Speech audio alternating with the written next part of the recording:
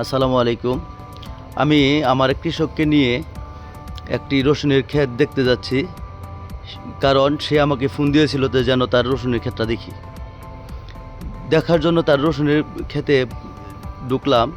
ঢোকার পরে দেখতে পাচ্ছি তার রসুনের গাছ প্রায় অনেকগুলা আগামরা রোগের মতো দেখা যাচ্ছে, এবং কারণগুলো আমি সঠিকভাবে পর্যবেক্ষণ করতে লাগলাম এবং দেখতে লাগলাম কেন এই আগামরা রোগটি হয়েছে।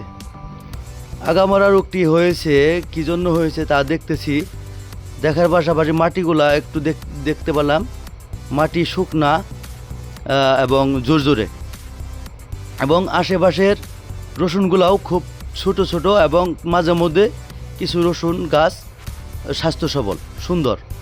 কারণ হলো কিছু কিছু সময় আমরা যে নিয়মিত সেচ দেওয়ার প্রয়োজন, সেচটা নিয়মিত না দেওয়ার কারণে এই রসুন গাছগুলা অনেক সময় ছোট বড় হয়ে থাকে, এবং রাসায়নিক সারের ঘাটতি থাকলে, যেমন বোরন এবং জিঙ্ক সালফেট সার, এই দুইটা সারের ঘাটতি হলে অনেক সময় দেখা যায় কিছু কিছু সময় ছোট ছোট হয়ে যায় এবং গাছের গ্রোথ ঠিক সময় আসে না।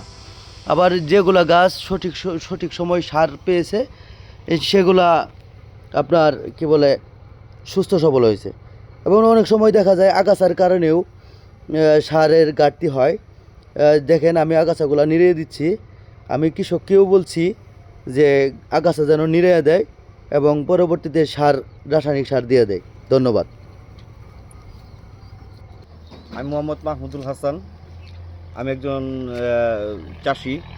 তাই আমার জমি পরিদর্শন করার জন্য আমাদের গাইবান্ধা ইউনিয়নের উপসহকারী কৃষি কর্মকর্তা জনাব আব্দুল আলিম ভাই আমার ক্ষেত পরিদর্শনে আসছেন। নানাবিধ সমস্যা তিনি আমাদের সামনে তুলে ধরলেন, এবং সেগুলোকে ওভারকাম করার জন্য আমি প্রস্তুতি নিতেছি। এই ইয়েতে এখন নিড়ানি দেওয়া খরচ, এর সঙ্গে প্লাস জল সেচ দিতে হবে আমাকে রস আনার জন্য, যাতে করে আমাদের রসুনগুলো যাতে পরিপুষ্ট হয় সেই বিষয়ে উনি আমাকে গুরুত্বপূর্ণ টিপস দিয়ে গেছেন। এর জন্য আব্দুল আলিম ভাইকে সহ উপজেলা কৃষি অধিদপ্তরকে আমি ধন্যবাদ জ্ঞাপন করছি।